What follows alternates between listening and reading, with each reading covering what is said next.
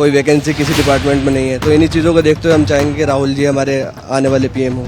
Bharatiya Janata party के पास कोई मुद्दा नहीं है। चुनाव लड़ती है हिंदू मुसलमान के नाम पे, मंदिर मस्जिद के नाम पे। तो भारतीय जनता पार्टी का भी मैनिफेस्टो आपने देखा होगा, पढ़ा होगा, उसमें कहीं युवाओं के रोजगार की बात नहीं है। लेकिन राहुल जी ने सबसे पहले उसमें वादा किया है, सबसे पहले एक परिवार से एक नौकरी पक्की। कहीं ना कहीं इंटरनल विरोध से बचने के लिए बाहरी प्रत्याशी को यहाँ प्रत्याशी बनाया गया है। तो वो विरोध जो था वो बरकरार है। बाहरी प्रत्याशी को लेकर बीजेपी में कहीं ना कहीं अंदर ही अंदर वो खटास पैदा है। नमस्कार, आदाब, बहुत बहुत स्वागत है आप सभी का। डीबी लाइव देख रहे हैं आप। मैं हूं आपके साथ बुशरा खानम फहाद। हम देश के अलग अलग हिस्सों में जाकर लोगों का मिजाज जान रहे हैं, उनसे हम समझ रहे हैं कि इस बार चुनाव में उनके मुद्दे क्या हैं। लोकसभा के 2024 के इस चुनाव में वो क्या सोच रहे हैं, किन मुद्दों पर वो वोट कर रहे हैं। सारा दिन की थकान और रिपोर्टिंग के बाद हम एक जगह यहाँ पर चाय पीने के लिए बैठे थे। यहाँ पर मुझे कुछ युवा नजर आए, तो मैंने सोचा क्यों ना उनसे ही बात कर ली जाए, उनसे भी पूछ लिया जाए कि आखिर वो क्या सोच रहे हैं और क्या है उनके मन में। मैं आपको बता दूं, इस वक्त मैं मेरठ में हूं और मेरठ में इसी आने वाली 26 अप्रैल को वोटिंग होने जा रही है। पहले फेज की वोटिंग हो चुकी है, उसके कुछ एग्जिट पोल आपने देख लिए होंगे। मैं एग्जैक्टली एग्जिट पोल की बात नहीं कर रही, लेकिन प्रधानमंत्री के जिस तरह के बयान आए हैं उनको लोग एग्जिट पोल की तरह ही देख रहे हैं। क्या उससे माहौल कुछ बदल रहा है, कुछ बिगड़ा है उससे माहौल, या फिर लोग अभी भी अपने उन्हीं मुद्दों पर, जो उनके मुद्दे हैं, उन पर ही वोट कर रहे हैं। जातीय समीकरण यहाँ के जो कैंडिडेट का चयन है वो कितना प्रभाव डाल रहा है, इस पर भी हम बात करेंगे। यहाँ से सुनीता वर्मा को टिकट दिया गया है, जो कि एक दलित चेहरा है। समाजवादी पार्टी और इंडिया गठबंधन का वो कैंडिडेट है। उसके साथ साथ अरुण गोविल हैं, जो कि भारतीय जनता पार्टी के कैंडिडेट हैं, ये आपको पता है। और काफी चर्चा में ये पूरी सीट है। यहाँ पर 5 विधानसभाएं आती हैं और 5 बार योगी आदित्यनाथ यहाँ पर चुनावी सभाएं करने आ चुके हैं। ठाकुरों ने भी यहाँ पर पंचायत की थी, जिसका असर देखने के लिए यहाँ पर मिल रहा है। इन्हीं तमाम मुद्दों पर हम बात करते हैं। अपना नाम बताइए। मोहम्मद जैद। मुझे बताइए कि इस बार किन मुद्दों पर आप वोट कर रहे हैं, क्या हैं आपके मुद्दे? मैडम, यूथ की बेरोजगारी को देखते हुए हम वोट करेंगे। हम एक यूथ हैं, तो आने वाले टाइम में हम देखेंगे। अब देखो, जैसे नौकरी नहीं है हमारे हिंदुस्तान के अंदर, कोई वैकेंसी किसी डिपार्टमेंट में नहीं है। तो इन्हीं चीज़ों को देखते हुए हम चाहेंगे कि राहुल जी हमारे आने वाले पीएम हो। अच्छा, तो राहुल गांधी आपको पसंद है? बिल्कुल। क्यों पसंद है आपको? मैडम, वो जैसे उनके मैनिफेस्टो हमने देखा है, उनके मैनिफेस्टो में काफ़ी चीज़ें देखी हैं, तो उन्हीं सब चीज़ों को देखते हुए हम वोट करना चाहेंगे। अच्छा, क्या आपको ये भी लगता है कि ये चुनाव लोकतंत्र संविधान को बचाने का चुनाव है? यस मैम, वो चीज़ हम देख रहे हैं। आगे भी इसी चीज़ की उम्मीद करते हैं कि हमारा लोकतंत्र, मतलब हमारा संविधान सेफ रहे। उसी को देखते हुए हम आगे वोट करना चाह रहे हैं। और भी लोग हमारे साथ मौजूद हैं, उनसे हम बात करते हैं। अपना नाम बताइए। मेरा नाम डॉक्टर जाहिद है। मुझे बताइए कि अभी आप किन मुद्दों पर आप वोट करने के लिए जा रहे हैं। 2024 का ये चुनाव है। 10 साल से बीजेपी सत्ता में है। इस बार जनता का मूड क्या है? देखिए, सबसे पहले तो मैं आपको बता दूं, मुसलमान हो या चाहे दलित हो चाहे युवा हो, सब लोग पहली बात तो बहुत ज़्यादा बेरोजगार हैं और 10 साल के इस बीजेपी के शासन से सब लोग त्रस्त हैं। भारतीय जनता पार्टी ने पूरे देश में एक नैरेटिव फैलाया हुआ है। भारतीय जनता पार्टी के पास कोई मुद्दा नहीं है। चुनाव लड़ती है हिंदू मुसलमान के नाम पे, मंदिर मस्जिद के नाम पे। आज तक चुनाव कभी भी हुआ है तो कभी विकास के नाम पे नहीं हुआ। और अभी आप देख भी सकते हो हिंदुस्तान के अंदर कितना विकास हुआ है इन 10 साल के शासन में। तो इस बार के मुद्दे क्या हैं? क्या बेरोजगारी, क्या महंगाई, ये मुद्दे हैं? क्या इन मुद्दों पर वाकई में लोग चुनाव क्या वोट कर रहे हैं, या फिर जातीय समीकरण सीट के किस कैंडिडेट को टिकट दिया है, ये तमाम चीजें हावी हो रही हैं? देखिए, सबसे पहले तो मैं अखिलेश यादव जी का शुक्रगुजार हूं, क्योंकि उन्होंने एक जनरल सीट पे एक दलित महिला को टिकट दिया।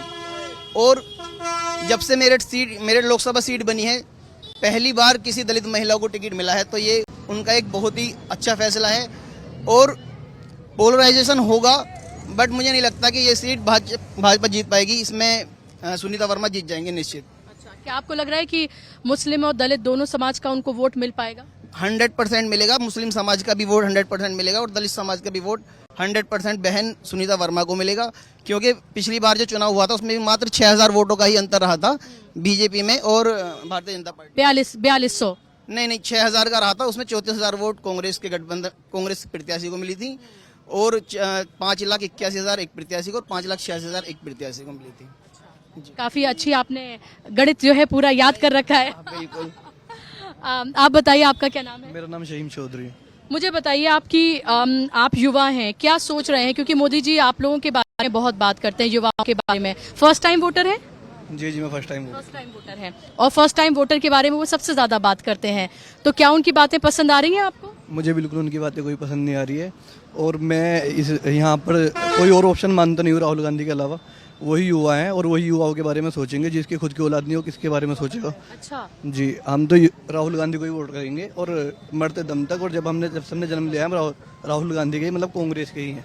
अच्छा जी, तो ऐसी कौन सी राहुल गांधी की बातें आपको इतनी पसंद आ रही हैं जो आप इतनी बड़ी कसम खा रहे हैं? देश के सारे मुद्दे राहुल गांधी उठा रहा है, बताइए कौन उठा रहा है? दूसरा हर मुद्दा राहुल गांधी उठाता है, और इंशाल्लाह इस बार जीत के भी वही आ रहे हैं। और इस सीट पर, मेरठ की सीट पर क्या लग रहा है आप? सुनीता वर्मा जीत रखी है एक तरफा। अच्छा, एक तरफा। और बीजेपी ने जो अपनी ताकत लगा रखी है पूरी? हम अपनी ताकत लगा रहे हैं, बाकी वो तो रिजल्ट तो अल्लाह ताला के हाथ में और पब्लिक के हाथ में है। हम अपनी पूरी ताकत लगा रहे हैं। जी, आप कुछ कह रहे थे? जी, मैं ये कहना चाहता हूँ, एक तो राहुल जी से हम लोग इसलिए इम्प्रेस है कि राहुल जी कभी झूठ नहीं बोलते।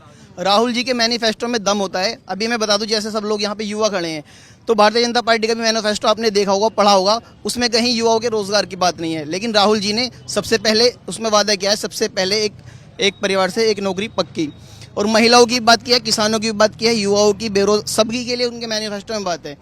और दूसरी चीज़ ये है, भारतीय जनता पार्टी ने इस बार ये सीट ना सुनीता वर्मा की झोली में ऑलरेडी डाल दी है, क्योंकि वो एक ऐसे प्रत्याशी को उठा के लेके हैं जो जो एक पहले चैनल आता था उसमें राम तो हैं, बट उनके आप दूसरे अगर शॉट देखें, मतलब बहुत उनकी अलग अलग तरह की वीडियोस भी हैं। और मुझे लगता है जैसे राम जी 14 साल का वनवास काट के आए थे, अगर ये जीतने के बाद 5 साल के वनवास पे चले गए तो हम लोग तो वैसे ही परेशान हो जाएंगे। तो इनको तो भाजपा के लोग भी सपोर्ट नहीं कर रहे, और ये दूर से ही नमस्ते कर लेते हैं। एक दलित परिवार के घर गए तो खाने को नमस्ते कर लिया। तो ऐसे लोगों का कोई अधिकार नहीं है, क्योंकि जनता चाहती है कि हमारे जो प्रत्याशी, जिसको हम प्रतिनिधि चुने, उसके पास हम जाएं, वो हमें बिठाए, हमें खिलाए पिलाए और हमारी समस्या को सुने। तो इस प्रत्याशी में बिल्कुल दम है नहीं। आप मुझे बताइए आपका क्या नाम है? शादाब नाम है मेरा। शादाब, मुझे बताइए आप क्या सोच रहे हैं? फर्स्ट टाइम वोटर हैं आप? फर्स्ट टाइम वोटर हूँ मैं, बिल्कुल, और वोट कांग्रेस को जाएगी सीधी सीधी। अच्छा। बिल्कुल जाएगी। तो ऐसा क्या आपने कांग्रेस में देखा है जो आपको लगता है कि आपको कांग्रेस को वोट करना चाहिए? आप फर्स्ट टाइम वोटर हैं, मोदी जी आपके बारे में सबसे ज्यादा बात करते हैं, उनको पैनी निगाह रहती है फर्स्ट टाइम वोटर पे। मैम, जहाँ तक हमने देखा है अभी तक जो बीजेपी ने करा है, सिर्फ वही बिगाड़ा है जो कांग्रेस 70 साल में देके चला हमने। रेलवे देख लो आप, रेलवे बेच दिया, ताजमहल बेच दिया, कुछ भी उठा लो आप, एयरलाइंस बेच दिया। जो कर रहे हैं, मतलब जो 70 साल तक कांग्रेस हमें दे चुकी है ऑलरेडी, वो उसे खत्म कर रहे हैं। रोजगार की तो आज तक कोई बात हुई नहीं है। बेरोजगार का जहाँ तक हम देख सकते हैं, बेरोजगारी में हम इतने देश, मतलब नेपाल तक से भी पीछे चले, भूटान तक से पीछे चले गए हैं हम जीडीपी में, हम जो गए हैं।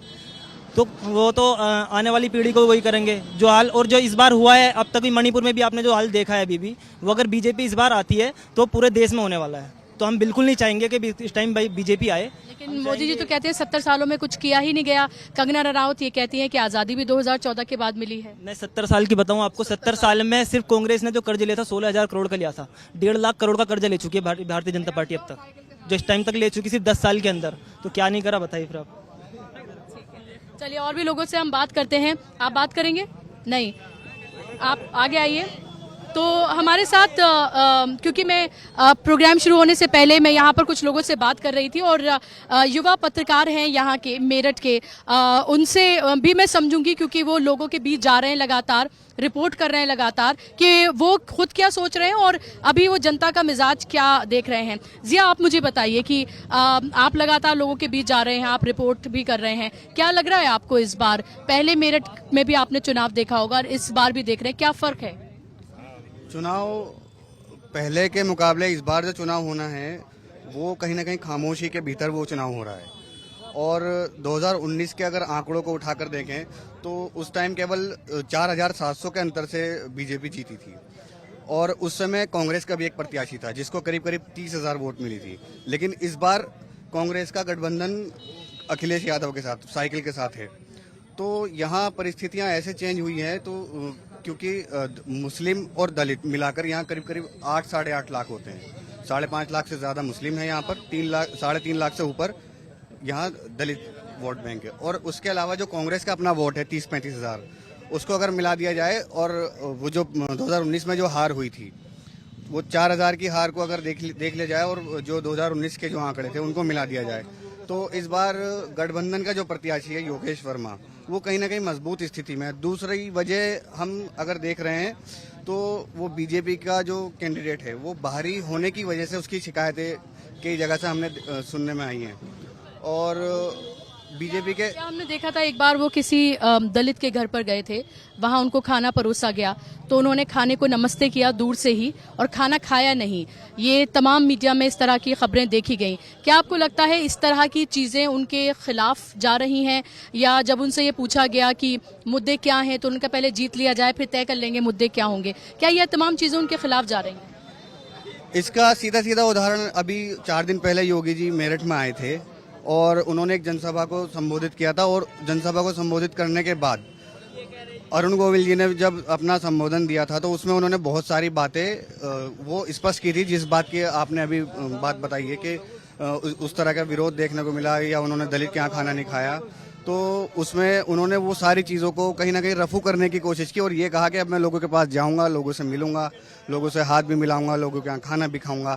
लेकिन अभी भी भाजपाइयों के बीच में कहीं ना कहीं विरोध के स्वर मिल रहे हैं। क्या बाहरी होने की वजह से भी उनका विरोध हो रहा है? क्या बीजेपी के अंदर भी उनका विरोध है? क्योंकि यहाँ पर मेरठ में तो बीजेपी के एक से एक बड़े नेता हैं, तो क्या उसका भी उनको सामना करना पड़ रहा है? नहीं, बीजेपी के जो पुराने कार्यकर्ता और नेता हैं वो 2019 में भी कहीं ना कहीं टिकट की दौड़ में थे और विरोध ना हो इसलिए उन्होंने तीसरी बार राजेंद्र अग्रवाल को प्रत्याशी बनाया और तीसरी बार उन्होंने टिकट लिया और वो प्रत्याशी बने। अब चौथी बार क्योंकि उनकी उम्र ज़्यादा हो चुकी है तो इसलिए उन्हें कैंडिडेट बदलना पड़ा। लेकिन कहीं ना कहीं इंटरनल विरोध से बचने के लिए बाहरी प्रत्याशी को यहाँ प्रत्याशी बनाया गया है। तो वो विरोध जो था वो बरकरार है। बाहरी प्रत्याशी को लेकर बीजेपी में कहीं ना कहीं अंदर ही अंदर वो खटास पैदा है। दूसरा, अगर हम बात करें मुजफ्फरनगर चुनाव की, उसमें ठाकुरों की एक बड़ी भूमिका रही है जिसमें विरोध के स्वर देखे गए और चुनाव में भी हमने देखा वोट प्रतिशत नीचे रहा। उसकी कहीं ना कहीं चिंगारी मेरठ के चुनाव में भी देखने को मिल रही है। यहाँ भी 14 गाँव ठाकुरों के हैं और उन 14 गाँवों में भी कहीं ना कहीं वही वाला विरोध देखने को मिल रहा है। और वहाँ के लोग कह तो कुछ नहीं रहे लेकिन इंटरनली ऐसे सूत्रों से पता चल रहा है कि कहीं ना कहीं यहाँ भी मतदान का प्रतिशत नीचे जाएगा और जिसे विरोध के रूप में देखा जा रहा है। क्योंकि वो ये कह रहे हैं कि या तो वो कैंडिडेट को जो बीजेपी को हराएगा या तो उसको वोट करेंगे या फिर वो वोट करेंगे ही नहीं, तो दोनों ही सूरत में नुकसान बीजेपी को ही है। जी हाँ, वो खुल के सामने नहीं आ रहे हैं लेकिन उनका कहीं ना कहीं दबी जबान में ये कहना है कि अगर हम किसी और को वोट नहीं करेंगे तो विरोध में हम बीजेपी को भी वोट नहीं करेंगे या फिर नोटा का वो सहारा ले सकते हैं। उसको देखना होगा जब परिणाम सामने आएंगे उसमें क्या स्थिति निकल के आती है। मैं आपसे और बात करूंगी, आप अपना नाम बताइए। जी करेंगे जी बात, कर लो आप भी कर लो ना, आपको आप बात करेंगे? नहीं, आप में से कोई और बात करने के लिए? जी बताइए, क्या सोच रहे हैं आप इस बार? जी इस बार देखने क्या है, जबकि मेरठ जिले में इतने नेता हैं, उन्हें बम्बई से सीट यानी कि मेरठ जिले में मिली है और जब से अब तक चुनाव चले हैं तकरीबन 4 बार यानी कि मुख्यमंत्री जी मेरठ में आज भी रोड शो कर रहे थे। तो उन्हें इस सीट का क्यों डाउट है, जबकि लोकसभा में हमारे यहाँ पे 80 सीट आती है यूपी के अंदर, 80 में एक उन्हें मेरठ ही जिले क्या मामला है उनके लिए? क्या वो हारते हुए नजर आ रहे क्या? सुनीता वर्मा वो चुनाव बहुत अच्छे तरीके से चुनाव मैदान में भी है, चुनाव जीत भी रही है वो। कि मैं भी शहर में कवरेज कर रहा हूँ, मैं भी एक छोटा सी चैनल का रिपोर्टर हूँ, राष्ट्रीय वही चैनल है उसके नाम से मैं चला रहा हूँ, उसी देखभाल कर रहा हूँ। मैं भी उनका इंटरव्यू लेने गया था गोयल जी का, वो वहाँ पे नहीं मिले। उन्होंने बताया मैं किसी वाल्मीकि समाज के यहाँ पर हूँ।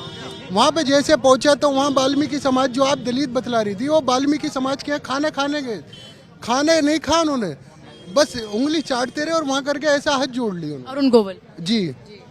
क्या वो जब ऐसे इतना सम्मान वो आप कर रहे हैं तो जीतने के बाद में क्या करेंगे? वो यहाँ तो नहीं मिलने के, वो सीधे बम्बई वापसी चले जाएंगे। तो जनता के लिए तो वो चाहिए जो अपने शहर का हो।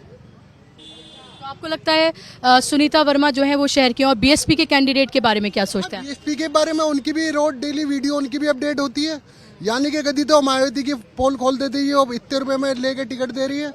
आज भी उन्होंने एक वीडियो उनकी वायरल हुई है, मेरे पे भी है उस पर, तो उसमें यह है जी मेरे पे शराब के लिए पैसे नहीं, पता नहीं किसी ने मांगा होगा या नहीं मांगा हो, उनसे उल्टे सीधे गाली गुप्तार करी उन्होंने, मैं नहीं बतला सकता आपके कैमरे के माध्यम से। तो मुद्दे क्या हैं, किन मुद्दों पे वोट कर रहे हैं लोग यहाँ पर? लोग इस मुद्दे में कर रहे हैं, सब में पहले जो हमारे यहाँ का है विकास की बात करिए और भाईचारे की बात करिए तो सुनीता वर्मा, राहुल गांधी का इनका इंडिया गठबंधन है, तो इस मुद्दे पर चुनाव हो गए।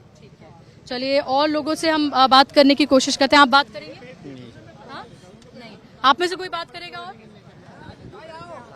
चलिए तो यहाँ पर अभी आपने यहाँ पर लोगों की आपने बात सुनी और जाहिर सी बात है कि अभी जहाँ मेरठ में मौजूद हैं वहाँ लोगों का मिजाज ये है कि उनको लगता है कि अरुण गोविल जो हैं वो बाहरी कैंडिडेट हैं और उनको ये डर है कि अगर हमने उनको चुनकर संसद में भेज दिया तो वो जीतने के बाद कभी यहाँ पर फिर नजर नहीं आएंगे, वो बॉम्बे में या मुंबई में जो है बैठे हुए नजर आएंगे। ये लोगों का डर है और उनको ये भी लगता है कि जिस तरह के उनके कई बयान सामने आए, चाहे जो वो एक दलित जो है उनके घर गए थे, वहां पर जाकर उन्होंने खाने को सिर्फ नमस्ते कर दिया, या और भी कई और उनके इस तरह के बयान और चीजें उनके सामने आई हैं, जिससे ये साफ तौर पर पता चलता है कि उनका काफी विरोध है। और यही वजह है कि आप ये देखिए कि 5 बार मुख्यमंत्री को यहाँ पर आना पड़ा है इस सीट पर उनका प्रचार करने के लिए, ताकि उनकी स्थिति मजबूत की जा सके, उनके फेवर में माहौल बनाया जा सके।